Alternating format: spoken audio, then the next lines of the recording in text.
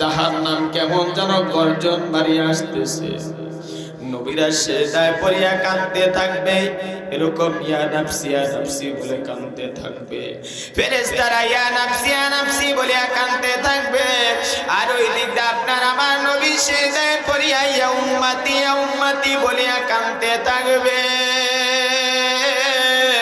জাহান্নাম এমন বিলাস যে জাহান্নাম কোন মুমিন মুনায় বান্দা বান্দিকেও ছাড় দিবে না। এমন গর্জন দিয়া যখন জাহান্নাম আসবে, নবীরা পর্যন্ত সেজদার মধ্যে পড়িয়া যায়। আর আমার নবী সেজদার মধ্যে পড়িয়া ইয়া উম্মতি বলিয়া চিৎকার মারতে থাকে। আল্লাহ তাআলা রব্বুল আলামিন বলে, নবী আপনি মাথা উঠান, আমার নবী মাথা উঠাইবে না। সেজদায় পড়িয়া নবী কাঁদতেছে। আর ওই দিকটা জাহান্নাম আসতেছে। আল্লাহ বলবে, পয়গম্বর আপনি মাথা উঠান।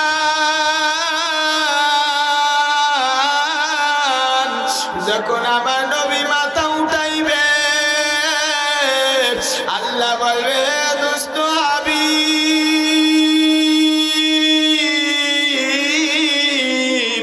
নেন, আপনি নেন, এই পানিটুকু জাহান্নামের গায়ের মধ্যে মারেন।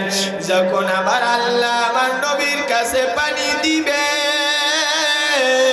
পানি দেওয়ার সঙ্গে সঙ্গে জাহান্নাম পিছনে চলিয়া যাইবে। আমার নবী ডাক দেয়া বলবে, হে আল্লাহ,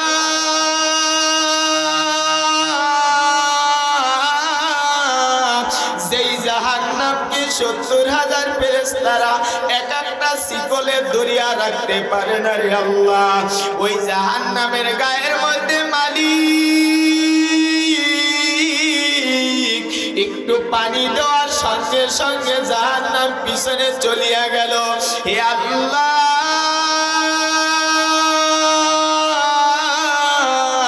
এটা কিসের পানি রে বলো মালিক? এটা কি হাউজে কাউসারের পানি রে আল্লাহ? এটা কি জমজমের পানি আল্লাহ? কয় না নবী, না না না, আপনার একদল গুনাহগার উম্মত দুনিয়ার মধ্যে বসিয়া তারা মিথ্যা কথা বলছে, তারা গালিগালাজ করছে, তারা সুদ খাইছে, তারা ঘুষ খাইছে। তারপরে যখন গভীর রাতে উঠিয়া তাহাজ্জুদ নামাজ পড়িয়া খাঁটি তওবা করিয়া যখন আমি মালিকের দরবারে 2 ফোঁটা চোখের পানি ফালাই, ওই পানিটুকু আমি আল্লাহ সুন্দরভাবে যত্ন করিয়া রাখিয়া দিলাম। আমি আল্লাহ ভালো করিয়া জানি কিয়ামতের ময়দান বড় কঠিন। হে নবী, আপনার গুনাহগার উম্মতগুলা যখন তওবা করিয়া আমি আল্লাহর দরবারে মাপ চাই, যখন তওবা করিয়া নামাজ পড়ে আমি আল্লাহর দরবারে 2খানা হাত উঠায়া দেয় রে নবী, ওই সময় কান্নাকাটি করছে, ওই পানিটুকু আমি আল্লাহ কুদরতি ভাবে রেখে দিলাম। মরহুম নাসির উদ্দিন জামে মসজিদ ও এলাকাবাসী উদ্দিগে আজকের পর্দার মেহমান আলহাজ হযরত মাওলানা শাহ আব্দুল কারিম বিন মুহাম্মদ সাহেব, তারপর আমার আগে আলোচনা করছে এই মসজিদের খতিব সাহেব হুজুর হযরত মাওলানা কারি সুলতানুল আরিফিন মাসুম চাঁদপুরি। মাশাআল্লাহ, খুব সুন্দর আলোচনা করছে। আল্লাহ তাআলা রব্বুল আলামিন বলেন, ওয়াত্তিনি ওয়াজ-যাইতুন ওয়া তুরি সিনিন ওয়া হাযাল বালাদিল আমিন লাকাদ খালাকনাল ইনসানা ফি আহসানি তাকওয়িম। বাবারে আল্লাহ তাআলা রব্বুল আলামিন বলেন, আল্লাহ 3 ফলের কসম খাইলেন। আল্লাহ জাইতুন ফলের কসম খাইলেন, আল্লাহ তুর পাহাড়ের কসম খাইলেন, আল্লাহ মক্কা নগরীর কসম খাইলেন। আল্লাহ বড় সুন্দর করিয়া, বড় মায়া করিয়া, বড় ভালোবাসিয়া বান্দা বান্দি বানাইছে। আল্লাহর নবী নূহ আলাইহিস সালামকে আল্লাহ তাআলা রব্বুল আলামিন বলিলেন, হে নূহ, তুমি সুন্দর করে মাটির কলসা বানাও, মাটির পাতিলা বানাও। নূহ নবী মাটির কলসা বানাইল, মাটির পাতিলা বানাইল। ওগুলা রোদে শুকায় আবার এরকম ঘরে নাই, আবার নেয়, এমন করিয়া সুন্দর করিয়া বানাইলেন। আল্লাহ তাআলা রব্বুল আলামিন বলিল, হে নূহ, তোমার হাতের মধ্যে যেই লাঠি আছে, ওই লাঠি দিয়া তুমি পাতিলা ভেঙে ফেলো, মাটির কলসা ভেঙে ফেলো, পাতিলা ভেঙে ফেলো। নূহ নবী কেমন যেন একটু ঘাবড়াইয়া গেলেন। বাবা, আল্লাহ বলতেছে, নূহ তোমার কি মায়া লাগে? তখন বলতেছে, মালিক আমি নিজ হাত দ্বারা বানাইলাম, এই কারণে আমার মায়া লাগে। আল্লাহ তাআলা রব্বুল আলামিন ডাক দিয়ে বলতেছে, হে নূহ, তুমি যখন মাটির কলসা ভাঙো, ওই মাটির কলসায় কি তুমি হাত দিয়েছো? কয় না আল্লাহ, আমি হাত দেই নাই। তুমি কি পা দিয়েছো? কয় না আল্লাহ, আমি পা দেই নাই। তুমি কি কথা বলার জবান দিয়েছো? কয় না আল্লাহ, আমি জবান দেই নাই। হে নূহ, তুমি যখন মাটির কলসা ভাঙলা, তখন কি তারা নিষেধ করছে? কয় না আল্লাহ, নিষেধ করে নাই। হে নূহ, তোমার যদি এত মায়া লাগে, এত মায়া লাগে, তুমি তো মাটির কলসা বানাইলা, মাটির পাতিলা বানাইলা, তার জন্য এত মায়া।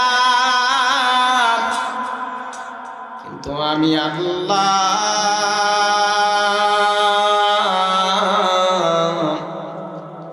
এত সুন্দর করিয়া মানুষ বানাইলাম, যেই মানুষকে আমি আল্লাহ হাত দান করলাম, যেই মানুষকে আমি আল্লাহ পা দান করলাম, যেই মানুষকে কথা বলার জন্য আমি আল্লাহ জবান দান করলাম, যেই মানুষকে আমি আল্লাহ দেখার জন্য চক্ষু দান করলাম, এত কিছু বানানোর পর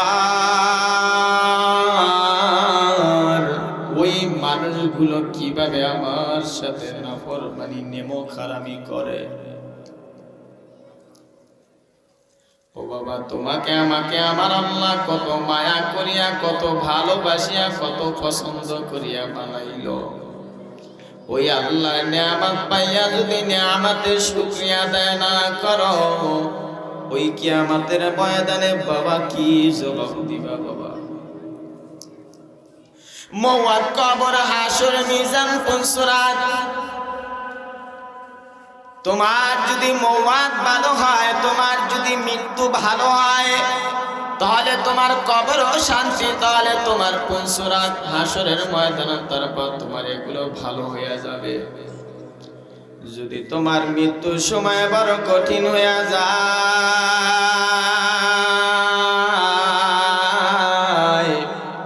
ওই কবর কিন্তু বড় কঠিন, বড় কঠিন। ওই কবরে কিন্তু কোনো দলের পরিচয় চলবে না, কোনো টাকার গরম কিন্তু কবরে চলবে না রে বাবা। বুঝিয়া শুনিয়া আমল করিয়া আমার মাওলাকে নিয়া তারপর কবরে যাই রে বাবা। মিনহা খালাকনাকুম ওয়া ফিহা নুঈদুকুম ওয়া মিনহা নুখরিজুকুম তারাতান উখরা। যেই মাটি দ্বারা আল্লাহ তোমাকে বানাইলো, আমাকে বানাইলো, এই মাটির মধ্যে আবার আমাদেরকে শোয়ানো হবে, আবার মাটির সাথে মিশিয়া যাব, আবার কিয়ামতের ময়দানে কিন্তু আল্লাহ এই মাটি থেকে উঠাইবে আমাদেরকে। বাবা, তোমাদের দিলে কি বিশ্বাস হয় না আমার আল্লাহ একজন আছে? যদি মালিকরে বিশ্বাস নাই করো, দেখো তোমাদের এই দুনিয়ার মধ্যে কিছুদিন আগে একটা ভূমিকম্প হয়ে গেল, যে ভূমিকম্পতে পুরা অবস্থা খারাপ বানায়া দিল। 5 সেকেন্ড 2 সেকেন্ডে এমন অবস্থা হয়ে গেল। আল্লাহ তাআলা রব্বুল আলামিন বলে, ও বান্দা দেখ দেখ, আমি আল্লাহ মাঝে মাঝে এমন ভূমিকম্প দিয়া তোরা স্মরণ করো যেন আমি আল্লাহ। ঠিক না? আল্লাহ এমন দিয়া দেখায় যে বান্দা দেখ, একটু স্মরণ কর, আমাকে একটু স্মরণ কর, কিন্তু আমরা তো করি না।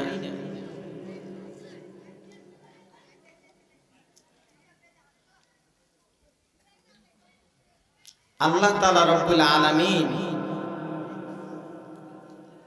যে আপনাকে আমাকে বানাইছে এত সুন্দর করিয়া, যে হাত দিছে, হাতের মধ্যে জোড়া দিছে, এগুলা কিসের জন্য দিছে? এগুলা দিছে সেজদা দেওয়ার জন্য। যখন রুকুতে যায় পড়ে সুবহানা রাব্বিয়াল আযীম, যে আল্লাহ তোমার দিকে আমি মাথাটা নত করিয়া দিলাম, তারপর সেজদায় পড়িয়া যাই। যখন মাওলার কুদরতি পায়ের মধ্যে সেজদায় পড়িয়া যায়, ওই সময় আল্লাহর কাছে যা চাইবেন আমার মালিক তাই দিয়ে। কিন্তু ওরকম হইতে হবে বাবা। সবার সেজদা কিন্তু এক নয়। কেউ সেজদার বড় দাম, আর কেউ সেজদার দাম বেশি না। কেউ আবার মানুষকে দেখানোর জন্য নামাজ পড়ে। তো ওই অন্ধকার কবরে যাইতে হলে অন্ধকার কবরের পুঁজি কি ঠিক করছেন নাকি কিনিয়া যাইবেন? ওই পুঁজি তো ঠিক করতে হবে, তাই না? যদি একজন মানুষ একটা নদী ওপার যাওয়ার জন্য একটা নৌকায় ওঠে, ওই নৌকার যদি তত্ত্ব যদি ঠিক না থাকে, ভাঙ্গা নৌকা নিয়ে, পচা তত্ত্ব নিয়ে যদি নৌকা এরকম নদী পাড়ি দেয়, তাহলে কি ওই নৌকা থাকবে নাকি ঢেউর সাথে ভাঙ্গিয়া তারা তলে চলিয়ে যাইবে? হ্যাঁ, ইমানের তত্ত্বটা ঠিক করিয়া তারপরে মাওলার কবরে যায়। বাবা, অন্ধকার কবর বড় কঠিন জায়গা। যেই কবরে সাথী নাই, যেই কবরে বাতি নাই, যেই কবর বড় কঠিন জায়গা। তুমি আমি বৈশা রইছি, তুমি আমি জানি না, কিন্তু এই কবর আমাদেরকে প্রত্যেক দিন এরকম ডাকতে থাকে, আদম সন্তান আয় আয় আয়। সুন্দরভাবে আমল করিয়া তারপরে এই অন্ধকার কবরে আসিও। এই কবর বড় কঠিন, এই কবরের ঘর বড় কঠিন। বাবা, কিসের নেশায় পড়িয়া, কিসের মায়ায় পড়িয়া আমার মালিককে ভুলিয়া যাইতেছো? আমার আল্লাহকে স্মরণ করো না, কবরের কথা স্মরণ করো না। কেন কেন বাবা? তুমি আমি তো বহু দূরের কথা। আল্লাহর নবী তার মেয়েকে বলছে, মা ফাতেমা,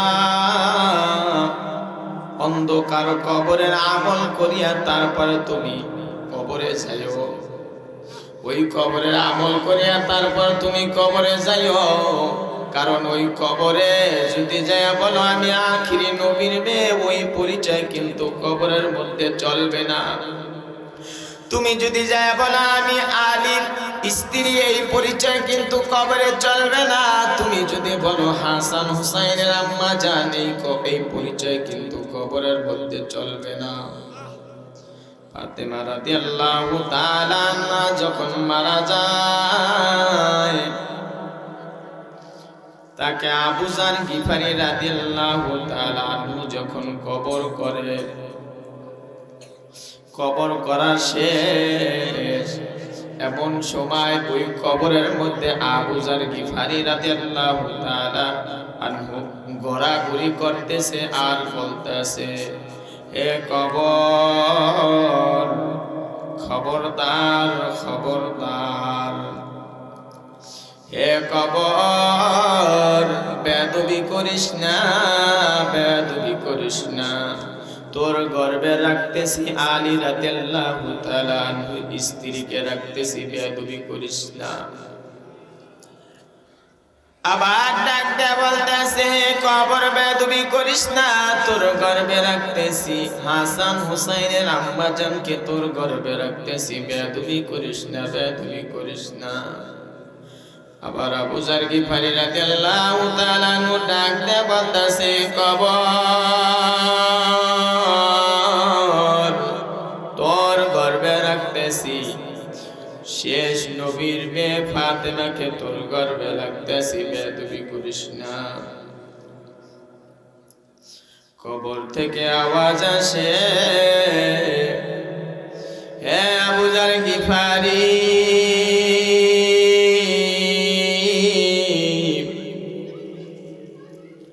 আমি আলীর স্ত্রীকে চিনি না, আমি হাসান হুসাইনের আম্মাজানকে চিনি না, আমি আখিরি নবীর মেয়েকে চিনি না। আমার গর্বে যদি ভালো আমল করিয়া আসে,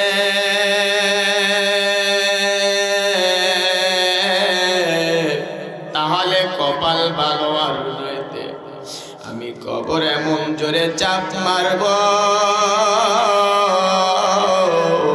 চাপের চোটে এক পাঁজরের হাড্ডি অন্য পাঁজরের মধ্যে চলিয়া যাইবে। ও বাবা, অন্ধকার কবর বড় কঠিন, যেই কবরের সাথী নাই, যেই কবরে বাতি নাই। ও আমার যুবক ভাই, ও আমার বিদ্যা বাবারা, কেন নামাজ পড়ো না, কেন আল্লাহর হুকুম মানতে চাও না? ও ভাই, আল্লাহ তাআলা রাব্বুল আলামিন কিয়ামতের ময়দানে সর্বপ্রথম বান্দার নামাজের হিসাব নিবে। ওই নামাজ তোমরা এখন পড়ো না বাবা। ও আমার যুবক ভাই, কেন নামাজ পড়ো না? নামাজ ছাড়া আমার মাওলা জান্নাত পাইবে না, নামাজ ছাড়া উপায় নাই। নামাজকে সঙ্গী বানাইয়া, নামাজকে বন্ধু বানাইয়া, নামাজ সুন্দরভাবে পড়িয়া তারপর আমার মাওলার কবরে যাইও, কারণ নামাজ ছাড়া তুমি জান্নাত পাইবে না। নামাজে হইছে মেন। আউয়ালু মা ইউহাসাবু বিহিল আবদু ইয়াউমাল কিয়ামাতিস সালাহ। নবী বলেন, আউয়ালু মা ইউহাসাবু বিহিল আবদু ইয়াউমাল কিয়ামাতিস সালাহ। কিয়ামতের দিন সর্বপ্রথম কি হিসাব হবে? নামাজে। তাই নামাজ ছাড়া যাবে নি? নামাজ ছাড়লে জান্নাত পাইবে? দেখেন, আমরা নফল নামাজ পড়ি, ফরজ নামাজ পড়ি, সুন্নাত নামাজ পড়ি। ফরজ নামাজের দ্বারা মাওলা জান্নাত দিয়ে দেবেন, সুবহানাল্লাহ। নফল নামাজের দ্বারা মাওলার ভালোবাসা পাবো, সুবহানাল্লাহ। সুন্নাতের দ্বারা আমার নবী কিয়ামতের ময়দানে শাফাআত পাবেন, সুবহানাল্লাহ। নবীর শাফাআত পাইতে হবে কি না বলেন? তাই নবীর যদি শাফাআত পাইতে হয়, ওরকম কাজ করা লাগবে কিনা বলেন? ওই কাজ করতে হবে, ওরকম সুন্দরভাবে আমল করতে হবে। আমল না করলে পাওয়া যাবে না। মুখে মুখে যদি বলি আমি নবীকে ভালোবাসি, আমি আল্লাহর ইবাদত করি, আবার দেখা যায় মুখে মুখে বলেন, কিন্তু ওই দিকটা দেখা যায় নবীর সুন্নাতের কোনো গন্ধ আপনার মধ্যে নাই, তাহলে এটাকে ভালোবাসা বলে না, এটাকে ভালোবাসা বলে না। নবীকে ভালোবাসলে ওইরকম কাজ করতে হবে। ওরকম কি করতে হবে? কাজ করতে হবে। যেমন আমি বলছি যে মৌয়ান, কবর, মিজান, পুনসুরা, এই ঘাটিগুলা যদি আপনার ঠিক থাকে, মৌয়াদ যদি আপনার ভালো হয়, কবরের যদি সওয়াল জবাব যদি ভালো মতন দিতে পারেন, তাহলে আপনার আস্তে আস্তে সব কি হয়ে যাবে? ভালো হয়ে যাবে। মাওলাকে নিয়ে, মাওলার ভালোবাসা মুহাব্বত, মাওলাকে নিয়ে কি কবরে যাইতে চান সবাই? হ্যাঁ, তাহলে এখন থেকে নিয়ত করবেন যে আল্লাহ আমি গুনার কাজ করব না, নেকের কাজ যাই করতে পারি, গুনার কাজ করবেন না। কারণ একটা নেক, 10টা নেক আর একটা গুনাহ, তারপরও গুনাহ মারাত্মক হয়ে যায়।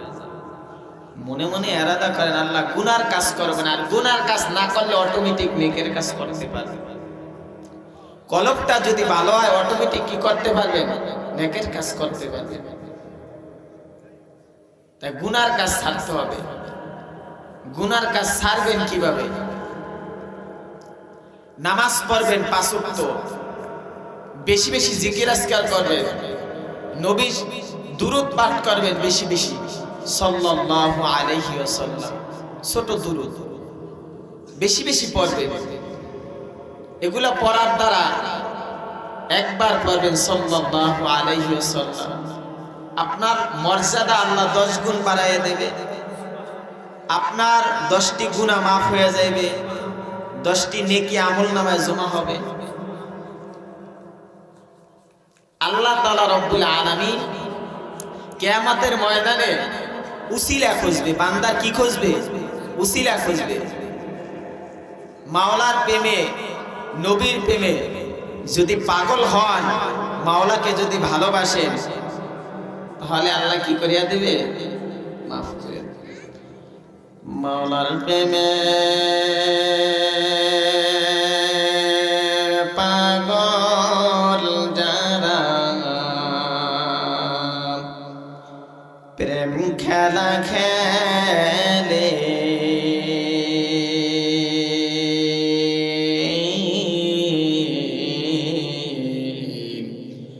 মাওলায় আমায় তো সুন্দর বান্দা বানাইছে।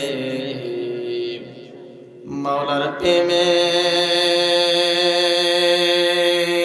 পাগল যারা, প্রেম খেলা খেলে,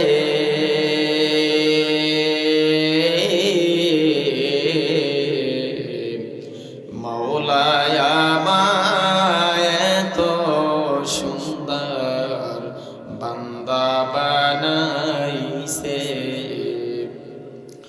রোজ হাসরের ময়দানেতে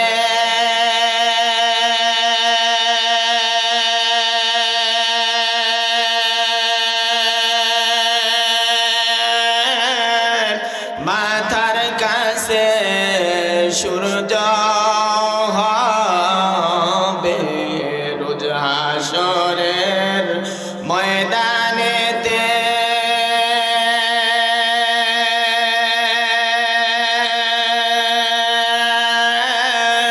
মাথার কাছে সূর্য হবে। মাথার মগজ গলে গলে জমিনে পারবে।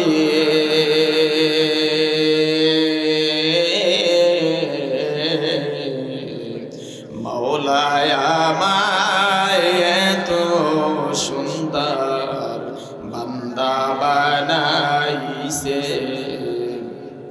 কিয়ামতের ময়দানেতে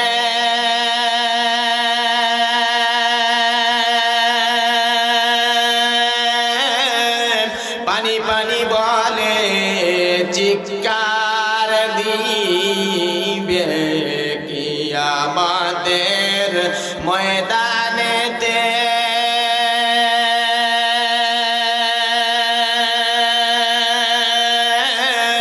পানি পানি বলে চিৎকার দিবে। এমন পানি দিবে হায়রে, এমন পানি দিবে হায়রে, খাওয়ার সাধ্য নাই।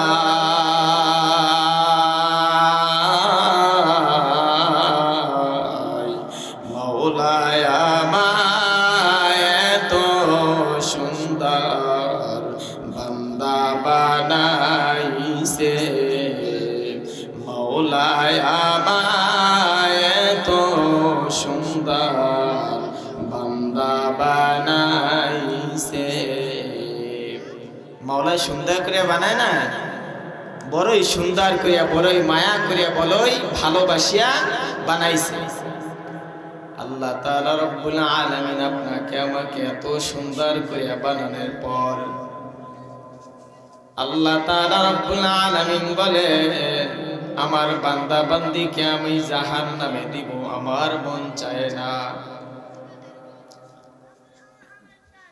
বান্দা বান্দি দুনিয়ার মধ্যে থাকে, তার মা বড় মায়া করে, বাবা বড় মায়া করে, তার থেকেও আমি আল্লাহর বড় বড় অনেক বেশি মায়া, অনেক বেশি মায়া। ও বাবা, কবর, হাসর, মিজান, পুনসুরাত, হাসরের ময়দান বড় কঠিন জায়গা বাবা। যেই দিন আল্লাহ তাআলা রব্বুল আলামিন বিচারের দিন হাসরের ময়দানে যখন মানুষ দাঁড়াবে, কহার নামে যখন আল্লাহ তাআলা রব্বুল আলামিন ডাক দিবে, ওই সময় হাসরের ময়দানটা থরথর করিয়া কাঁপবে। আল্লাহ তাআলা রব্বুল আলামিন বলবে, এ জাহান্নামের ফেরেশতারা, আমার বান্দা বড় শখ করিয়া জাহান্নাম কামাই করলো। এ ফেরেশতারা,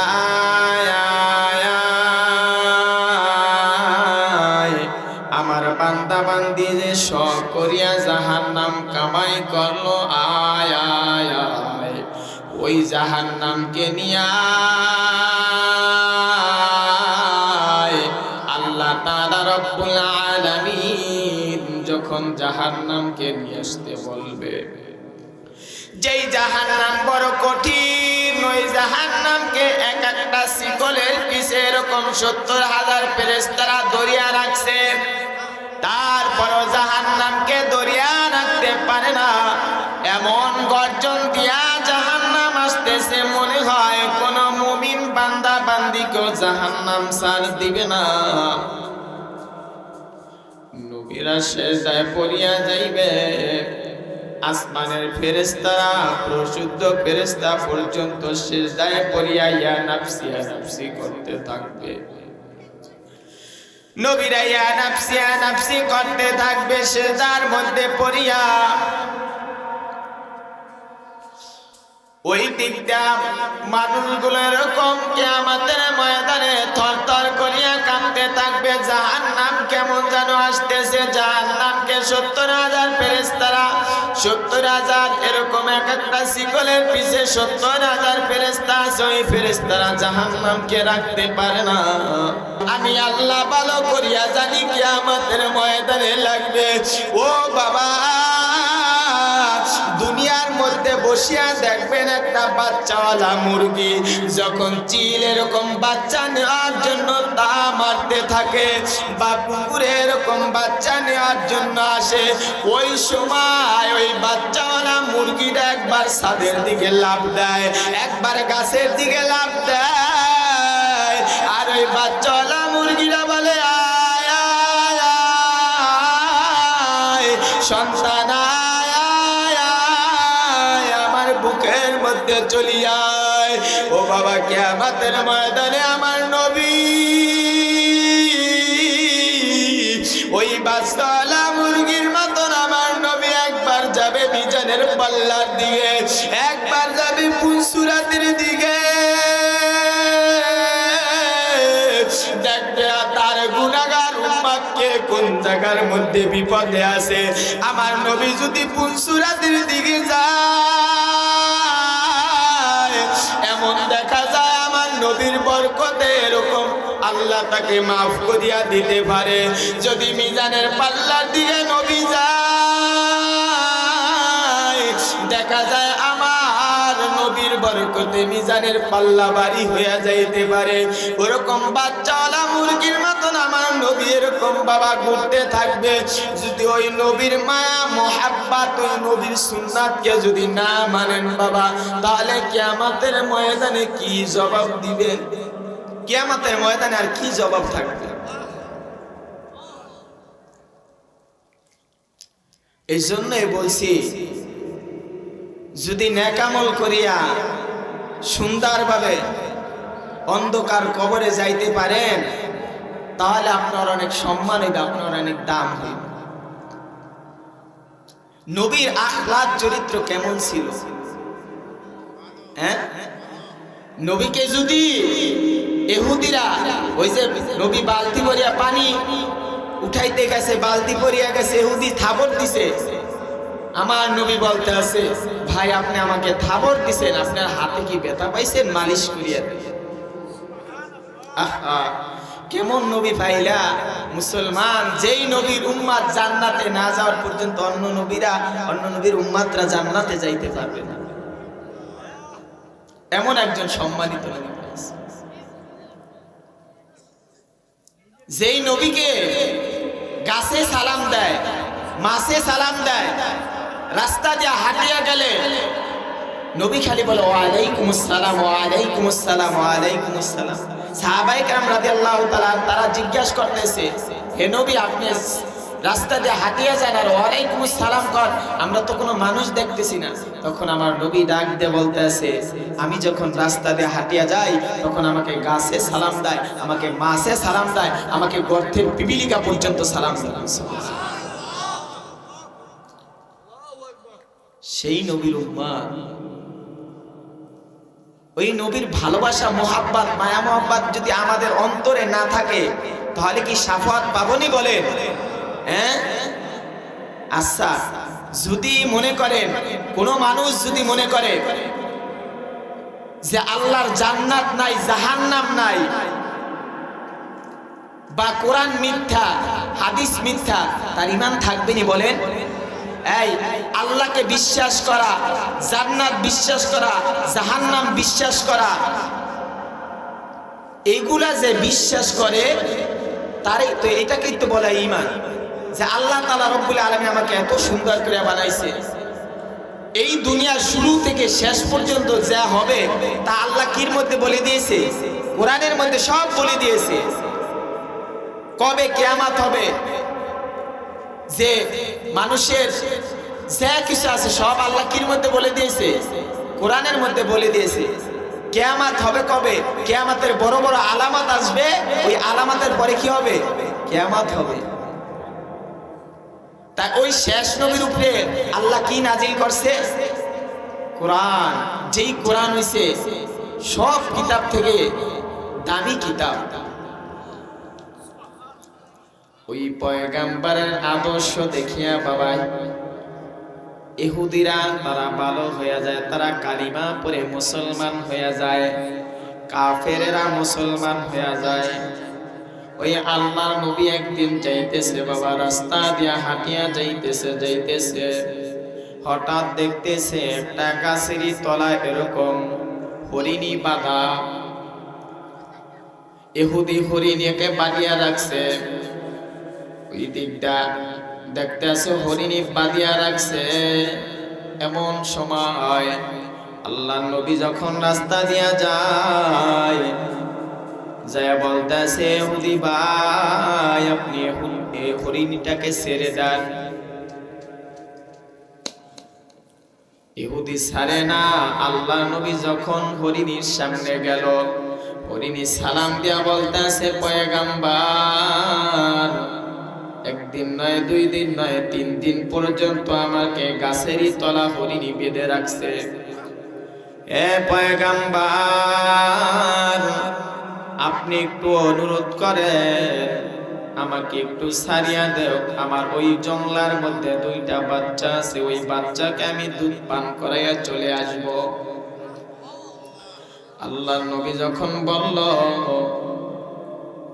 ইহুদি বলতে আছে, না না ছাড়ব না, ছাড়তে পারি একটা কথা, একটা শর্তের বিনিময়ে ছাড়তে পারি। যদি ওই হরিণীর গলার রশিটা তোমার গলায় লাগাও তাহলে ছাড়তে পারি, নয়তো ছাড়ব না। আর যদি হরিণী না আসে তাহলে আমার হাতের মধ্যে যে ছুরিটা দেখতেছ ওই ছুরিটা কিন্তু তোমার গলার মধ্যে চলবে। আমার নবী বলতে আছে দাও দাও ভাই, ছেড়ে দাও। ওইবারে হুদি বলতে আছে মুহাম্মদকে মারার জন্য কত কৌশল করলাম কিন্তু পারলাম না, একটা সুযোগ পাইছি, এই সুযোগ হাতছাড়া করা যাবে না। হরিণীটাকে যখন ছাড়িয়া দিল, হরিণী দৌড়াইয়া দৌড়াইয়া যে ওই জঙ্গলার মধ্যে গিয়া ডাক দেয়া বলতেছে বাচ্চারা কয় আয় আয় আয়। বাচ্চারা যখন তার মার শব্দ পাইল দৌড় মারিয়া আসিয়া বলতেছে মা,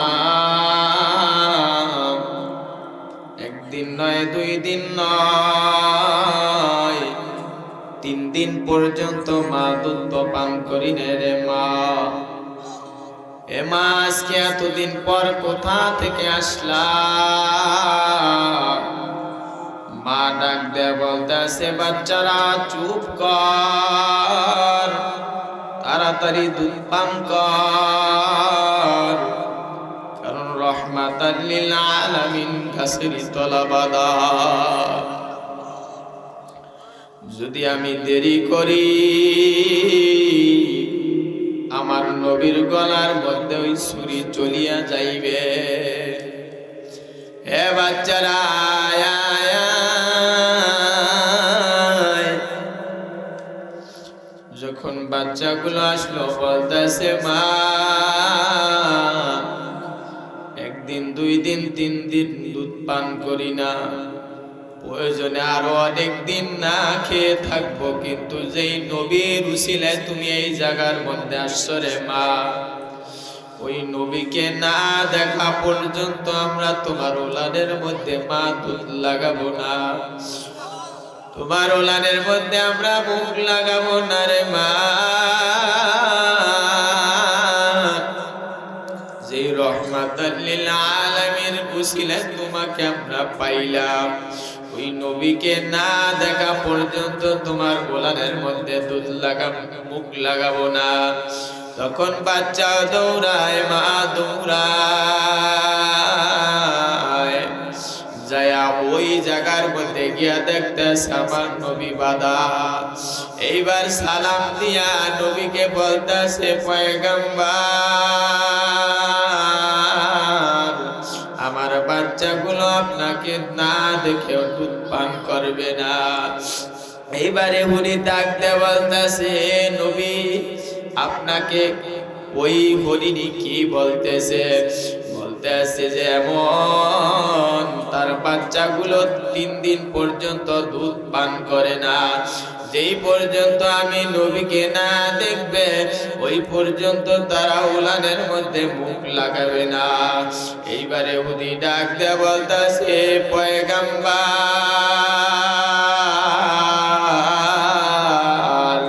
বুঝতে পারি নাই রে নবী,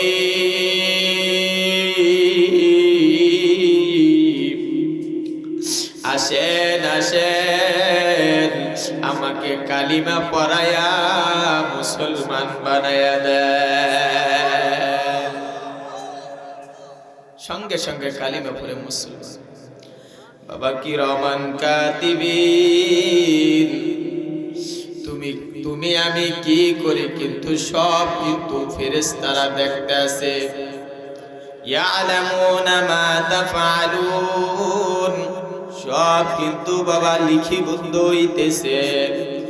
গোপনে অন্ধকার ঘরের মধ্যে বসিয়া কি করো একা একা কেউ দেখে না, কিন্তু আমার আল্লাহ কিন্তু দেখতেছে। ইন্নাল আবরার লাফি নাঈম, ভালো কাজ করলে জান্নাত, ওয়া ইন্নাল ফুজ্জার লাফি জাহিম, খারাপ কাজ করলে বাবা জাহান্নাম। বাবা ওই জাহান্নাম বড় কঠিন, ওই জাহান্নাম বড় কঠিন। বাবা তোমাদের পায়ের মধ্যে হাত দিয়ে আমি বলিয়া যাই, আমার যুবক ভাইদেরকে বলিয়া যাই রে ভাই, ও ভাই মনে মনে এরকম নিয়ত করো আগামী কাল থেকে নামাজ ছাড়বা না রে ভাই। ভাই জাহান্নাম বড় কঠিন, ওই জাহান্নামের মধ্যে আল্লাহ তাআলা রব্বুল আলামিন যে মানুষগুলো দিবে, ওই মানুষগুলো যারা জাহান্নামে জ্বলবে, জাহান্নামের আগুনের মধ্যে যে মানুষগুলো যাইবে, ওই মানুষকে একটা খাবার দেওয়া হবে রে বাবা। সবুজ গাছ নামে একটা খাবার দেওয়া হইবে। ওই গাছটা যখন জাহান্নামীরা খাইবে, খাওয়ার সঙ্গে সঙ্গে তাদের বুকের মধ্যে আটকে যাইবে, ভিতরেও যাবে না, উপরেও উঠবে না। ওই সময় জাহান্নামীদের মনে উঠবে যে দুনিয়ার মধ্যে বসিয়া যদি কোনো খাবার খাই, ওই খাবার যদি গলার মধ্যে আটকায়, ওই খাবার যদি বুকের মধ্যে আটকায়, তাহলে দৌড় দিয়া পানি আনিয়া খাই। ওই সময় জাহান্নামীদেরকে যখন খাবারটা দিবে, ওই সবুজ গাছ নামে গাছটা যখন খাইবে, বুকেরই তলায় এমন জায়গায় বাজবে, নিচেও যাবে না, উপরেও উঠবে না। তখন বলবে মালিক একটু পানি দাও,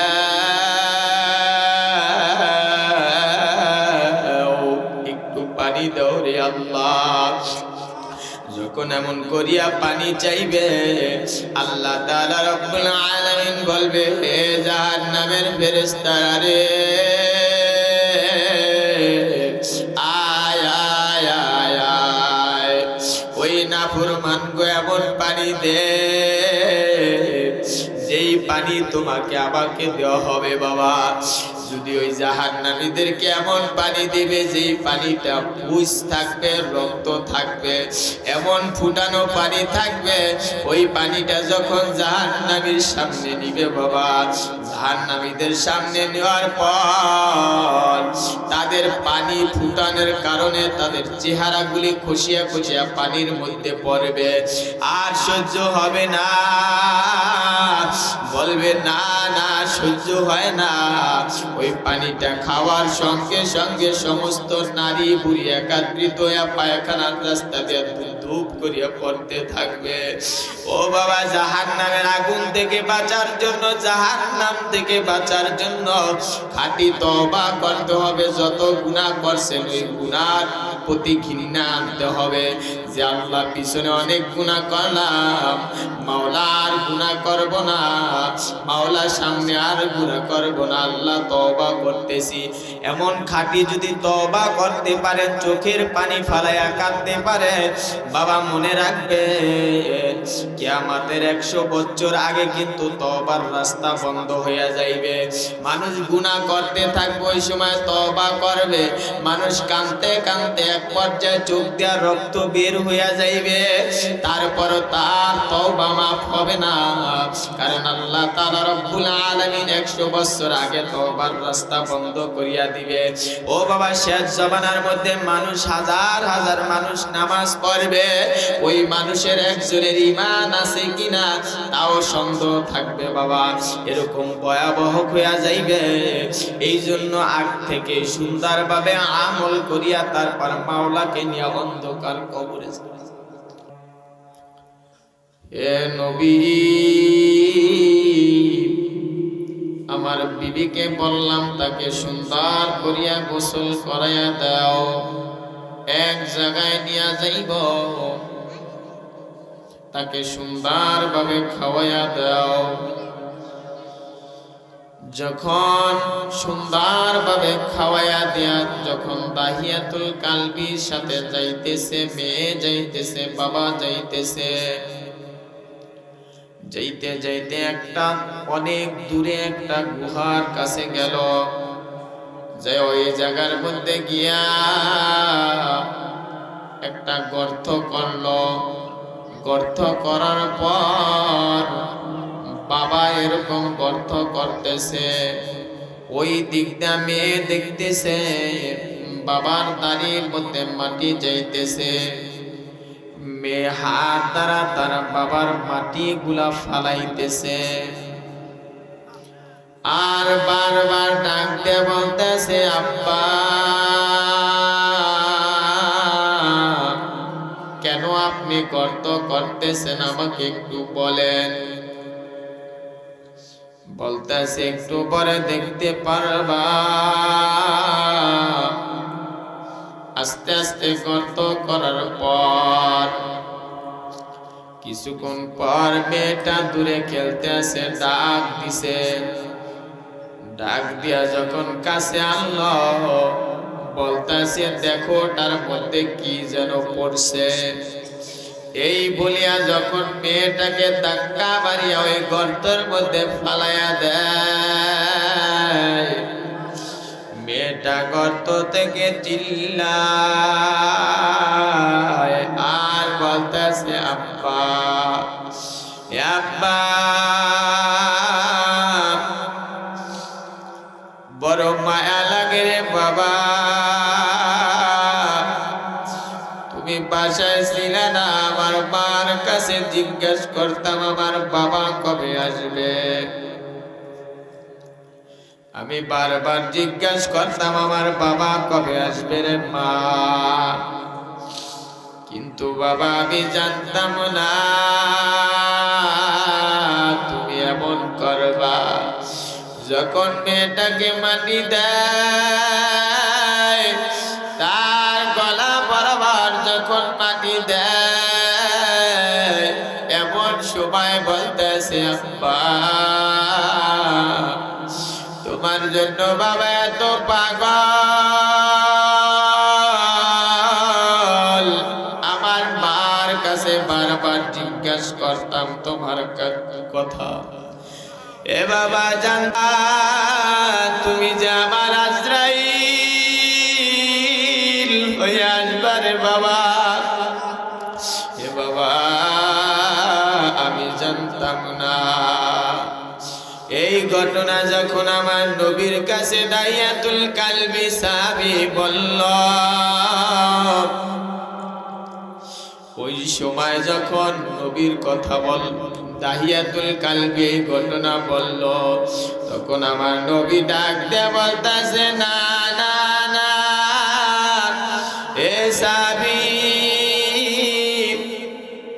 না,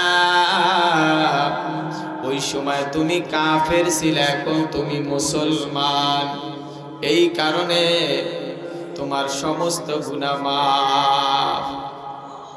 কে কে করবেন আজ্জাগান সবাই দুই হাত দেখান মাওলারে। হ্যাঁ, আমরা সুন্দরভাবে জানি নেকামল করতে হবে, আল্লাহ তৌফিক দান করুক। আর শোনেন, নেকামল করবেন এইভাবে, নিজেকে বড় মনে করা যাবে না, নিজেকে বিলীন করে দিতে হবে মাওলার কাছে, নিজেকে বিলীন করে দিতে হবে যে আপনাকে আপনি যদি ছোট মনে করেন, তাহলে মালিক আপনার সম্মান ইজ্জত মর্যাদা বাড়াই দেবেন। সুবহানাল্লাহ।